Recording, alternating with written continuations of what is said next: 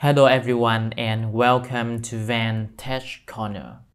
In the previous video, we have set up a USB to Ethernet adapter on the Raspberry Pi 4 and it will working great at the routers. In this video, we will do some speed and CPU usage tests on the Raspberry Pi 4 running OpenWRT. The test consists of normal speed test, OpenVPN and Wireguard test, and lastly, Wi-Fi test. At the same time, we will also take a look on the CPU uses. Are you ready? Let's get started. Before we move on, if you are looking for the tutorial on how to install OpenWRT on the Raspberry Pi 4, including VLAN configuration and USB Ethernet adapter installation, please see the notification on the top right corner of the video. You will also see the link to the video in the video description. And in order to have a clear comparisons, we will firstly run a test on the Mikrotik HAP AC2 router. This is my current setup. The fiber cable comes to the ZTE GPON router, which is currently on bridge mode. And then the HAP AC2 is running PPPoE on VLAN 35.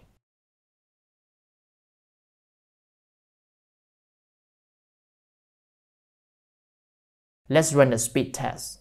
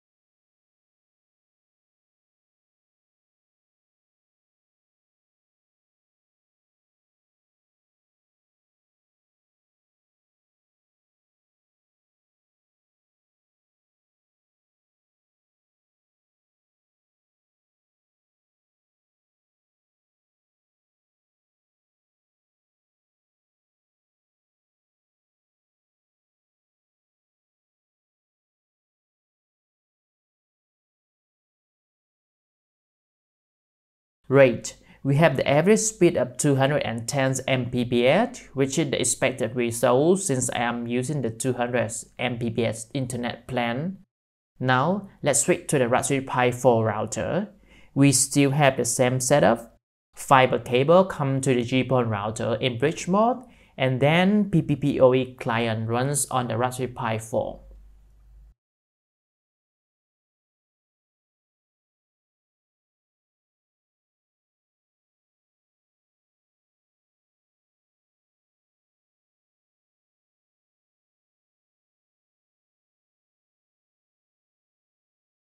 With the download speed of 210 Mbps, we have the CPU at 98% idle. This is a really impressive result.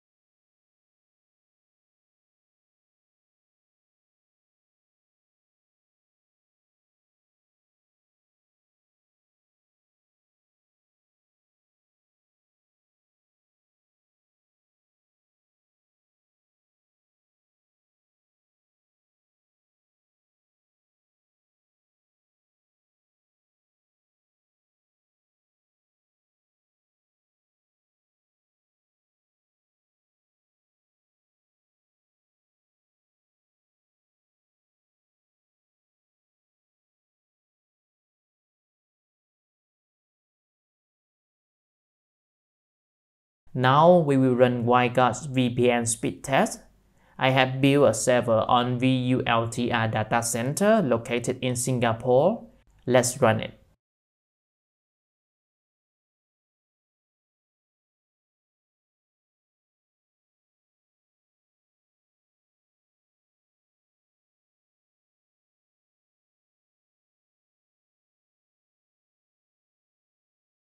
The result is very close to what we achieved with our VPN. 190 Mbps download with 69% CPU at idle.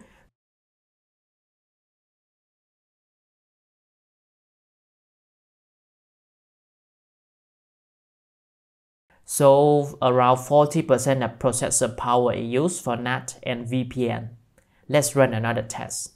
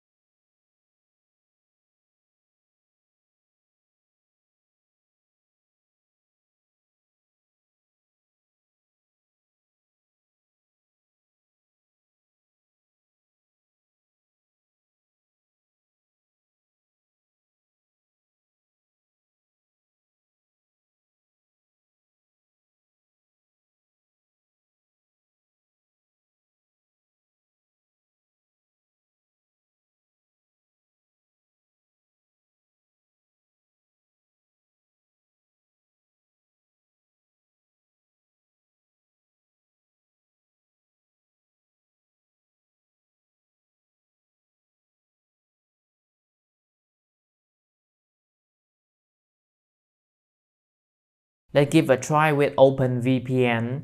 We still use the same servers and our OpenVPN instance is running and turn it off.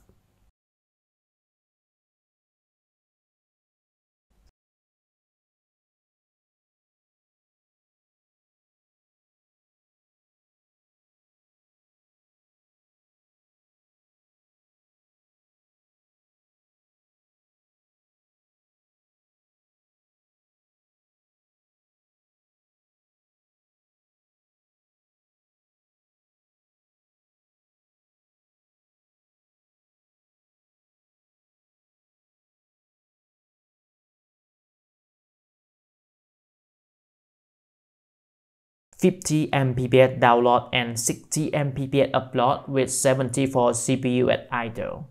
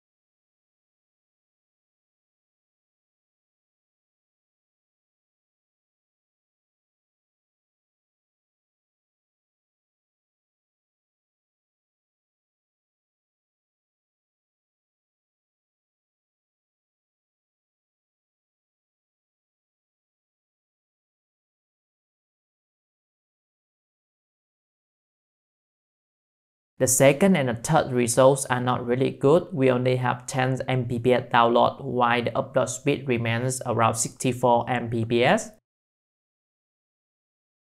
I believe this is because of the internet service provider or the host itself, but not the performance of the OpenWRT on Raspberry Pi 4.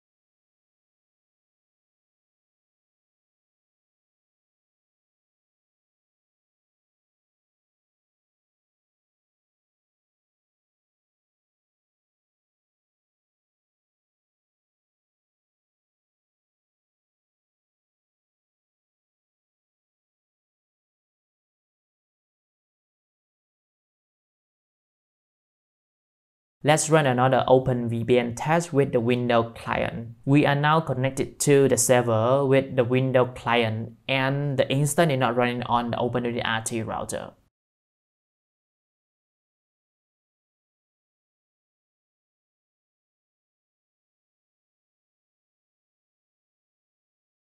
Let's see what do we have.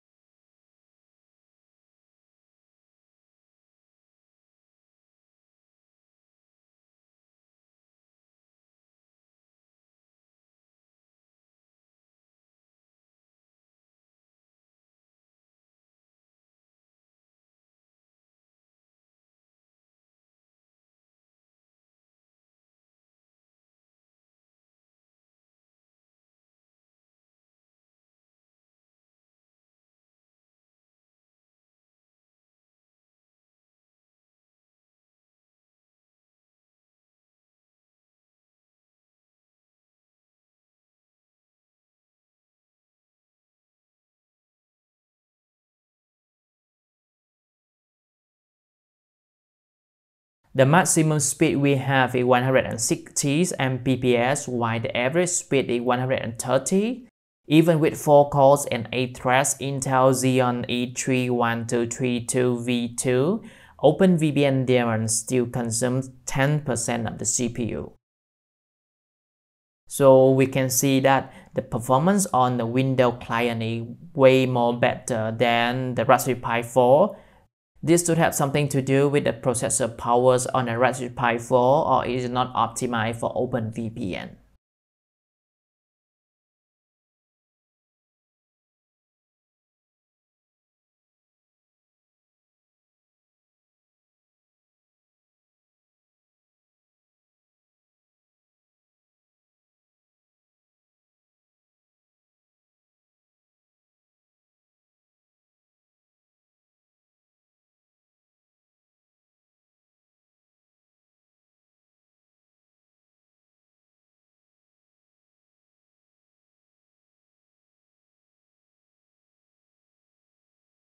Lastly, let's run the wireless test. The Raspberry Pi only supports single-channel Wi-Fi at the same time, so either we have 2.4 or 5 GHz, but not both of them running at the same time. The first test, AC mode, channel autos, 40 MHz. On the phone, we have the 5G icon. However, the link speed is only 150 Mbps.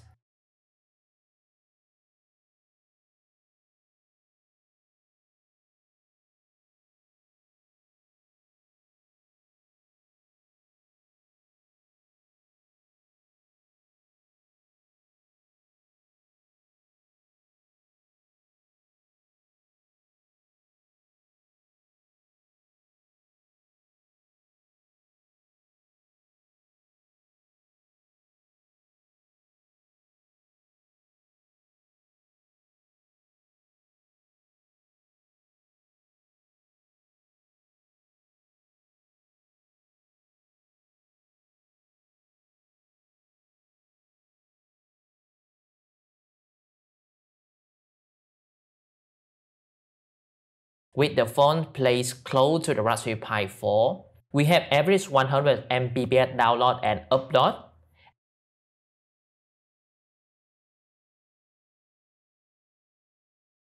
At the same time, on Lucy, we can see the signal strength is -29 dPm, which is an ideal number and very difficult to achieve unless we place the device close to the AP.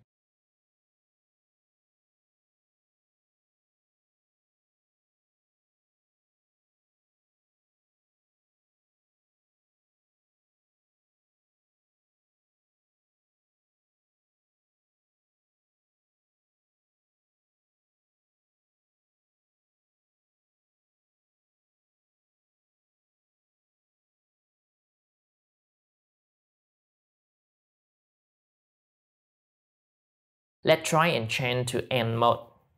It looks like the Raspberry Pi 4 does. Firstly, it shows channel 6, 2.437 GHz and automatically switch to channel 36 on the 5 GHz, and it didn't work. Let's do a test with legacy mode 2.4 GHz and channel 1.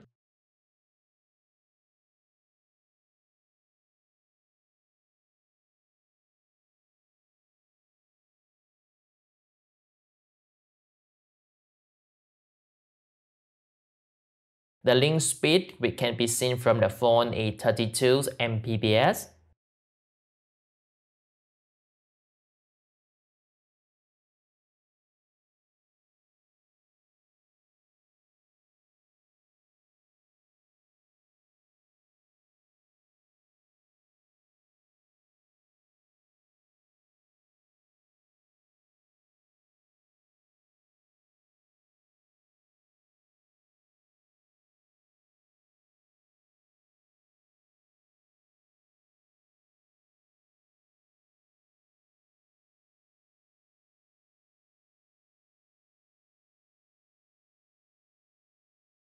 And the speed test results is average 30 Mbps.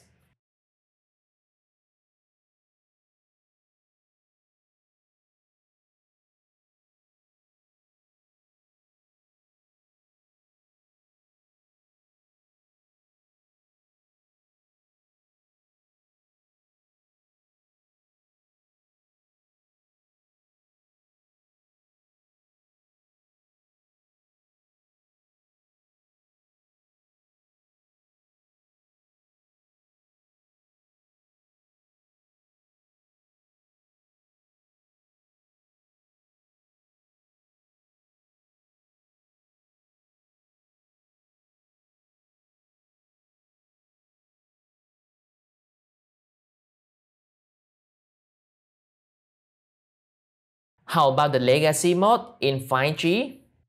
Let me just edit the configurations and we will test it.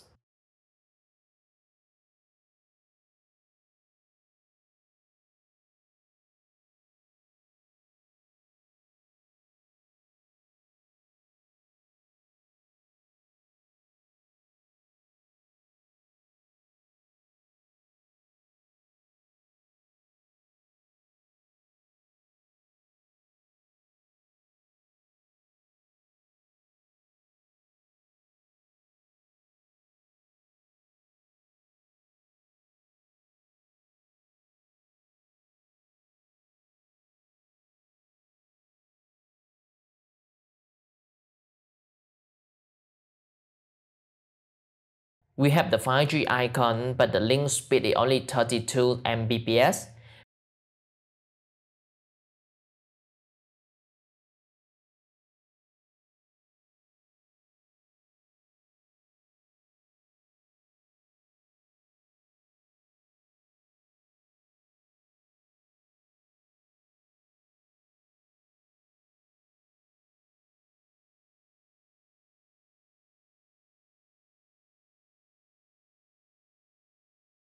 And the speed test results is 60 Mbps download and upload. We can see that Wi-Fi doesn't work really well on a Raspberry Pi 4. We only have maximum 150 Mbps link. However, this is understandable because we have all the powerful processors and RAM and Bluetooth and Wi-Fi and GPIO and USB 3.0, so I think that we cannot ask much with this very reasonable price, right? Alright, so that's all about the test. Are you using the same setup at your home, and what are your opinions on this Raspberry Pi 4 running OpenWRT? Let's discuss in the comment section. As always, if there are any questions or ideas, feel free to leave it in the comment section, or you can have further assistance on the Facebook group Van Tech Corner and Friends. I'm very happy to introduce the official page of Van Tech Corner on Facebook as well. Give it a like, click the follow button to receive the latest update about new videos and tutorials from us. That's all for today. Thanks for watching, and I will see you in the next video. Bye bye.